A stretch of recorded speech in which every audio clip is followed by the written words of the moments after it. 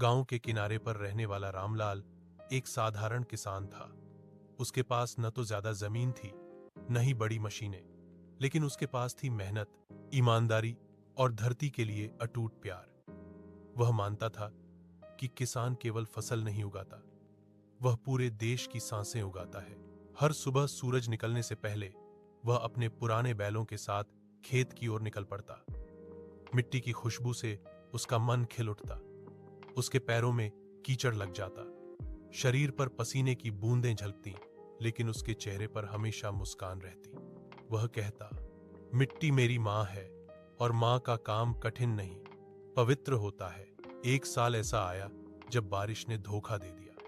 खेत सूख गए, तालाबों में पानी खत्म हो गया। आस पास के किसान अपने गांव छोड़कर शहरों में मजदूरी करने चले गए, पर रामलाल ने हार नहीं मानी। उसने कहा, अगर मैं इस मिट्टी को छोड़ दूं तो यह मिट्टी भी मुझसे मुंह मोड़ लेगी। उसने अपने पुराने कुएं को फिर से साफ किया, रस्सी बांधी और दिन रात पानी खींचकर खेतों को सींचा। उसकी पत्नी और बच्चे भी उसके साथ जुट गए। धीरे धीरे धरती ने उसकी मेहनत का जवाब दिया। सूखी जमीन पर हरियाली लौट आई। कुछ ही हफ्तों में खेतों में गेहूं की बालियां झूमने लगी। जब फसल तैयार हुई तो पूरा गांव चकित रह गया। सब लोग रामलाल के खेत देखने आए। जिन्होंने गांव छोड़ा था वे भी लौट आए। रामलाल ने अपनी उपज का कुछ हिस्सा गरीब परिवारों में बांट दिया।